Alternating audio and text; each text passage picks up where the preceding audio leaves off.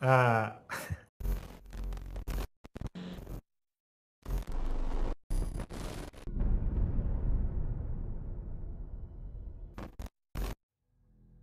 Now, before I start the video, I do want to state for the record that the very anticlimactic bug that happened at the beginning of the video was actually at the tail end of an hour and 20 minutes of stable and fairly reliable gameplay. Very few bugs. It was actually very enjoyable. I'm just having a little fun here, but it's bugs like that, little disconnections, crashes, things like that, that shape the way that we play the game right now. And I say the game and not test the demo because, you know, it's a live game environment. yeah, yeah, it is. So, you know, what we take on as activities, what we use to make money in the game is very much shaped by these little bugs, these little quirks in Star Citizen right now. You get used to the fact that after you've lost a few loads of cargo, that cargo running is very susceptible to these types of bugs because you're sitting there, you're holding onto a large amount of money which is stored away in your ship, and at any point your ship can simply just go poof and all your money just gets erased, or a large portion thereof. Whereas just kind of going through the missions, if you get disconnected, you lose out on a single mission reward. But generally doing missions is much more stable because you go out, you achieve the objective, boom, you get your reward, you go, you do the next one. Or if you're lucky and you can tie a few missions together, all of them situated at the same crash site or something like that, you can actually make a fairly large amount of credits all at once. Right now, things like logging out in your ship is, I think, at least in my experience, you know, correct me in the comments below if you've gotten this to work, but logging out in the bed of my ship is basically almost 100%. I'm not going to log back into my ship as I would have in previous patches. Now I just show up at Olisar again, or Grim Hex, or wherever, depending on my crime stat. And so that type of gameplay, you know, especially when you're going for kind of stable long-term gameplay that you would need to do something like trading or possibly mining, doesn't really work out. So you see a lot of people going out there trying to make the quick bucks. Jumptown is a consequence of that, maybe a little deliberate to get people to kind of engage each other, possibly.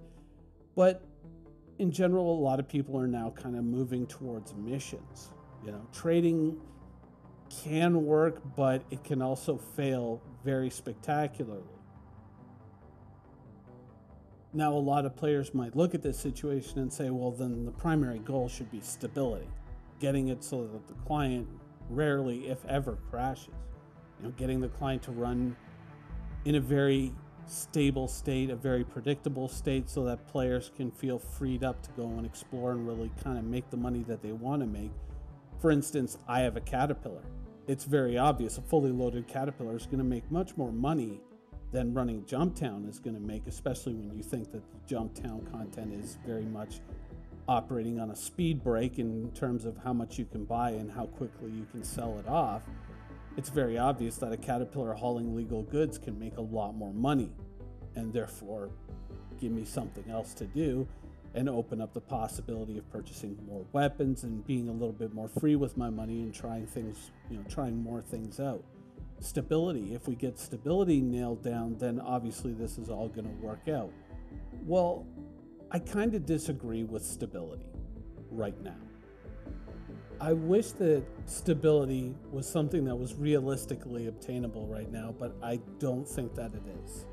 With so many systems kind of merging into the game, basic core systems of the game, you know, like data running. We've had a dead ship in the game for over 2 years in the Herald.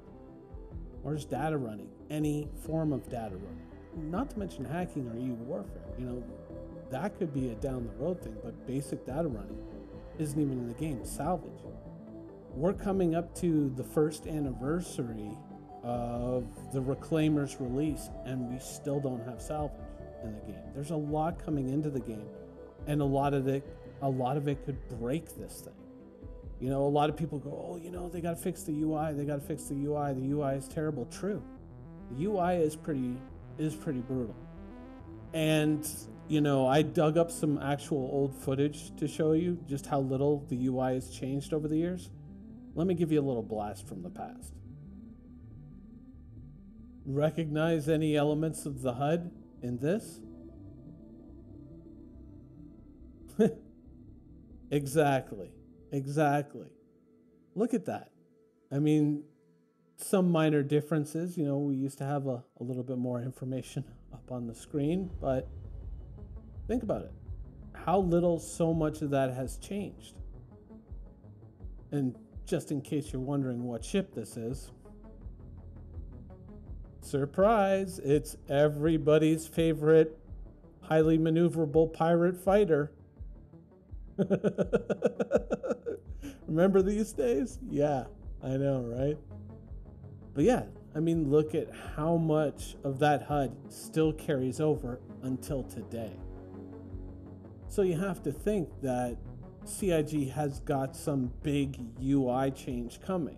And with that is obviously going to come a whole lot more bugs, a whole lot more problems, and a whole lot more issues that, you know, when we keep talking about stability, oh, they just got to get this game stable. They just got to get it stable and playable, and everything's going to be fine. And we all kind of fall into that trap from time to time. But the truth is, with so many things coming together, I don't think that stability really is a realistic goal. I mean, it's an idealistic goal, but I don't think it's a realistic, at least not for a while. We're not at that point. We're still trying to put the rough pieces together. We haven't begun finishing and fine-tuning and making sure all the corners fit yet. We're still at the, you know, trying to get everything laid out how it's going to go together and then putting it together all nice and neat. We're just not there yet. I think that right now, the real secret lies in recovery, in the bounce back.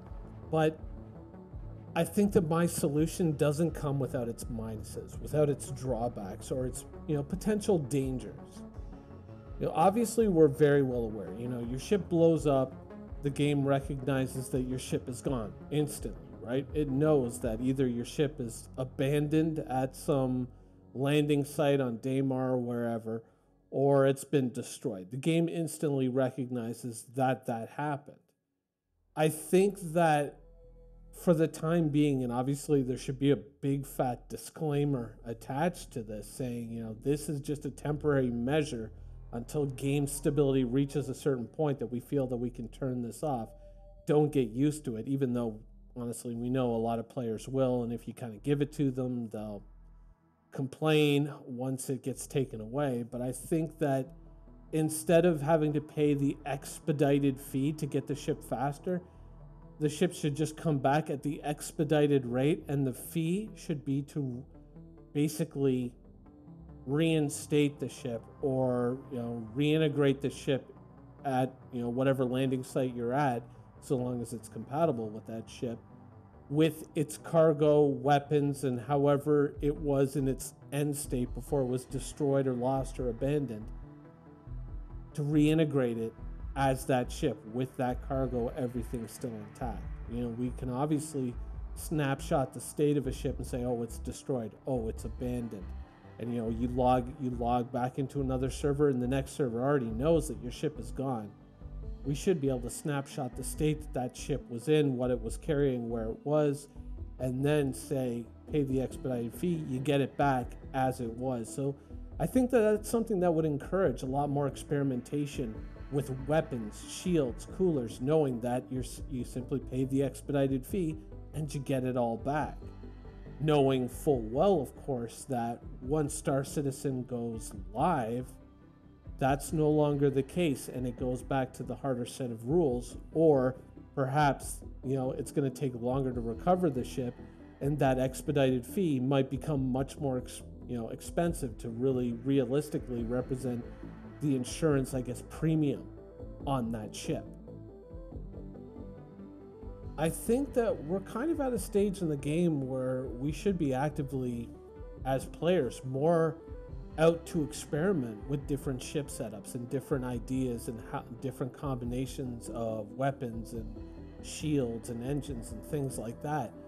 But unfortunately, the current setup of the financials in Star Citizen, they kind of really push back on that, and they really actively seem to discourage any real experimentation, because at any moment, everything that you've acquired can just vanish into thin air. And so I think that, I don't know, maybe a temporary measure like that would possibly improve that situation and encourage more players to kind of go out and experiment with different ship setups and things like this. Of course, the danger is players get too used to an easy system, and then once the hard system comes in for real, they're like, no, I want that back. I don't want to give that up. That's truthfully a danger. But I don't know. Let me know what you think in the comments down below. I hope you enjoyed the video, and thanks for watching.